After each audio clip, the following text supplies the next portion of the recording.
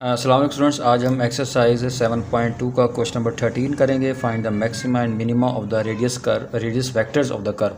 तो हमने इस कर्व का जो है वो पहले तो रेडियस वेक्टर फाइंड करना है, उसके बाद हमने ये देखना है कि वो रेडियस जो है वो मिनिमम और मैक्सिमम कहाँ पर है। तो सबसे पहले हमने क्या करना है कि C4/r² is equal to a²। देखें 1/sin² थीटा जो है वो किसके बराबर होता है, कोसिकेंट स्क्वायर थीटा के बराबर होता है।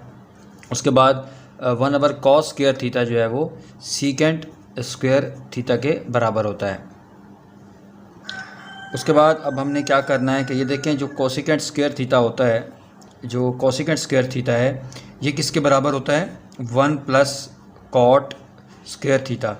ठीक है, ये चीज़ें आपको याद रखनी पड़ेंगी, मतलब कुछ फार्मूलाज जो हैं ये बहुत याद रखना बहुत ज़रूरी हैं। तो कोसिकेंट स्क्वायर थीटा बराबर होता है 1+cot² थीटा के। इसी तरीके से अगर हम बात करें सीकेंट स्क्वायर थीटा की, तो सीकेंट स्क्वायर थीटा बराबर होता है 1+टेंजेंट² थीटा के बराबर होता है। तो इसके बाद अब हमने क्या करना है, इसमें मल्टीप्लाई कर देना है इसको, यानी a² जब 1 से मल्टीप्लाई होगा a² हो जाएगा। उसके बाद a² ने मल्टीप्लाई होना है किससे, cot² थीटा से। इसी तरीके से b² 1 से मल्टीप्लाई होगा b², और b² फिर टेंजेंट² थीटा से मल्टीप्लाई होगा। ठीक है, तो अब हम क्या करते हैं कि a² और ये जो b² है इसको मिला लेते हैं, a² और प्लस b², और इसको फार्मूला बनाने के लिए हम यहाँ पर क्या लिख देंगे, +2ab। ठीक है, ताकि फार्मूला बन जाए। अपनी तरफ से हमने ये लगाया है क्योंकि यहाँ पर तो मौजूद नहीं था ना, अपनी तरफ से लगाया है, तो हमने यहाँ पर प्लस किया है, तो हमें ये माइनस भी करना पड़ेगा। यहाँ पर हम लास्ट में लिख देते हैं -2ab। ठीक है, और उसके बाद ये हमारे पास क्या बच गया, a² cot² थीटा और प्लस b² टेंजेंट² थीटा। अब ये जो है यहाँ से यहाँ तक ये फार्मूला बन गया कौन सा, a+b²। अब देखें यहाँ पर तो कोई फार्मूला नहीं बन रहा, ठीक है, लेकिन हम फार्मूला बना सकते हैं कि देखें अगर मैं यहाँ पर लिखता हूँ ना कि tangent theta multiply by cot theta. ठीक है, तो अब देखें टेंजेंट थीटा को जब मैं मल्टीप्लाई करता हूँ कॉट थीटा से, तो ये हमारे पास इस कॉट थीटा को मैं लिख सकता हूँ 1/टेंजेंट थीटा, तो ये कैंसिल आउट, तो दोबारा 1 हमें मिल सकता है ना। तो यानी इस यहाँ पर समझे 1 है, ठीक है, 1 से मल्टीप्लाई कर दिया मैंने, तो इस 1 की जगह तो मैं ये भी तो लिख सकता हूँ, क्योंकि यहाँ पर अगर मैं टेन थीटा कॉट थीटा को 1/टेन थीटा करूँ, टेन थीटा कैंसिल आउट हो जाएगा, दोबारा 1 मिलेगा। तो इसका मतलब अब मैं इस 1 की जगह पे क्या लूँगा, tan theta into cot theta, ताकि मैं फार्मूला बना सकूँ।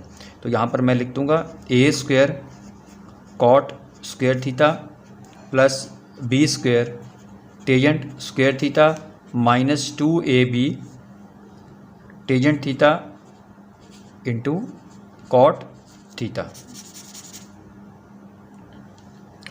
अब हमने ये कौन सा फार्मूला बन गया, ठीक है, a² प्लस b² -2ab, तो a प्लस b का होल स्क्वायर इधर आप लिखते जाएं साथ साथ, यानी C4/r²। तो ये बन जाएगा फार्मूला, और ये भी फार्मूला बन जाएगा, ठीक है, कौन सा, a माइनस बी का होल स्क्वायर। तो यहाँ पर a जो है वो कौन सी टर्म है, a cot theta minus b कौन सी टर्म है, b tangent theta whole square. देखें जब आप इसको फार्मूला लगाएंगे ना, ओपन करेंगे a माइनस बी का whole square, a² plus b² -2ab, तो आपको यही जो है टर्म मिलनी है। तो अब हमें चूँकि फाइंड करना है r रेडियस, तो इसको हम ऊपर ले जाएंगे, ठीक है, इसको हम इसका रेसिप्रोकल ले लेंगे, यानी r² C4 is equal to 1/a plus b का होल स्क्वायर और plus a cot theta minus b tangent theta का होल स्क्वायर। अब क्योंकि हमें r चाहिए यहाँ पर, तो r² इज इक्वल टू, ये C4 डिवाइड हो रहा है, c की पावर 4 इधर आके मल्टीप्लाई हो जाएगा 1 से, तो ये हो जाएगा c की power 4 over a plus b का whole square plus a cot theta minus b tangent theta का होल स्क्वायर। अब देखिए यहाँ पर मैं स्क्वायर रूट, क्योंकि हमें r चाहिए ना, तो हम क्या लिखें, दोनों तरफ स्क्वायर रूट ले लेंगे, यानी taking square root on both sides. तो अगर हम स्क्वायर रूट ले लें तो हमें यहाँ पर देखें स्क्वायर रूट लेंगे तो ये स्क्वायर ख़त्म हो जाएगा, आर बच जाएगा, मैं डायरेक्ट कर रहा हूँ। इसका स्क्वायर लेंगे तो ये स्क्वायर रूट लेंगे तो ये सी स्क्वायर हो जाएगा, ठीक है। और डिनोमिनेटर में हमारे पास हम ओवरऑल यहाँ पर स्क्वायर रूट ले लेंगे तो हमारे पास बच जाएगा ए प्लस बी का whole square plus A cot theta minus B tan theta का होल स्क्वायर। अब स्टूडेंट्स ज़रा ध्यान से आपने समझना है कि हमने ये फाइंड करना है कि आर कहाँ पर मैक्सिमम है और कहाँ पर मिनिमम है। तो देखें आर को मैक्सिमम होने के लिए ये वैल्यू बड़ी होनी चाहिए ओवरऑल। उसके लिए हमें ये नीचे वाली वैल्यू अगर छोटी होगी तो जाहिर बात है जो डिनोमिनेटर में, तो तभी ये वैल्यू ऊपर वाली बड़ी होगी, तभी आर मैक्सिमम होगा, ठीक है। तो अब ये जो ए और बी है ये कांस्टेंट है, और हमने शुरू में आपने देखा सवाल के ऊपर क्या लिखा हुआ था, A is greater than 0 and B is also greater than 0, ये दोनों 0 से बड़े होंगे। इसका मतलब ये हुआ कि ये कांस्टेंट है, ये ज़्यादा या कम नहीं हो सकते। लेकिन अगर हम इसको 0 ले लें तो ये जो नीचे वाली वैल्यू है मिनिमम हो जाएगी, और जब नीचे वाली जितनी मिनिमम होगी ऊपर वाली वैल्यू मैक्सिमम होगी, तो आर मैक्सिमम होगा। मेरी बात उम्मीद है आपको समझ आ रही होगी।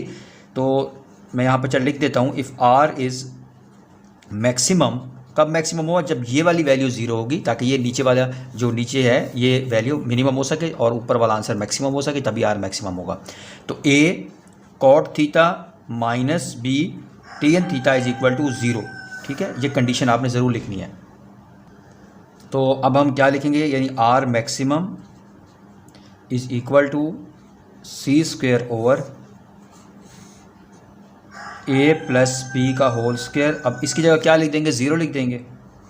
तो इसका मतलब ये होगा किस वैल्यू पे मैक्सिमम होगा, सी स्क्वायर ओवर, अब देखें स्क्वायर एंड रूट है तो ये कैंसिल आउट हो जाएंगे, तो आपके पास क्या रह जाएगा, जस्ट ए प्लस बी, ठीक है। तो सेकंड कंडीशन क्या है, इफ़ आर इज़ मिनिमम। अब आर मिनिमम के लिए मैं दोबारा आपको ये बताता हूँ कि मिनिमम के लिए इसका मतलब अब नीचे वाली वैल्यू बड़ी होनी चाहिए। तो उसके लिए हम क्या करेंगे कि ये जब इन्फिनिटी को, यानी ये कम भी हो सकता है ज़्यादा भी, तो जब ये इन्फिनिटी को अप्रोच करेगा ये वाली वैल्यू, यानी एक कॉट थीटा माइनस, जब इन्फिनिटी को अप्रोच करेगी तो ये नीचे वाली वैल्यू क्या हो जाएगी, बड़ी हो जाएगी, ऊपर वाली वैल्यू छोटी हो जाएगी। तो जब ऊपर वाली वैल्यू छोटी होगी तो इस वैल्यू के बेस के ऊपर आर मिनिमम होगा, ठीक है। यानी अब इस वैल्यू को बड़ा करने के लिए जो डिनोमिनेटर में है इसको अप्रोच करना चाहिए इन्फिनिटी को, तो ठीक है। तो इफ़ आर इज मैक्सिमम तो क्या होगा, कंडीशन आप लिखेंगे A cot theta minus B tan theta should approaches to infinity. तो लिहाजा आर मिनिमम किसके इक्वल होगा, C square over A plus B का होल स्क्वायर, और ये किसको अप्रोच करेगा, इन्फिनिटी को।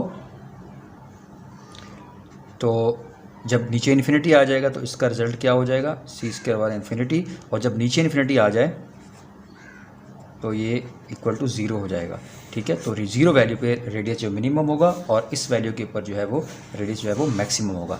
तो उम्मीद है स्टूडेंट्स आपको ये इस क्वेश्चन की समझ आ चुकी होगी। तो आपसे रिक्वेस्ट है कि चैनल को सब्सक्राइब करें, बेल आइकन पर प्रेस करें, ताकि आपको आने वाली वीडियो जो है वो टाइम मिलती रहें। थैंक यू, अल्लाह हाफिज़।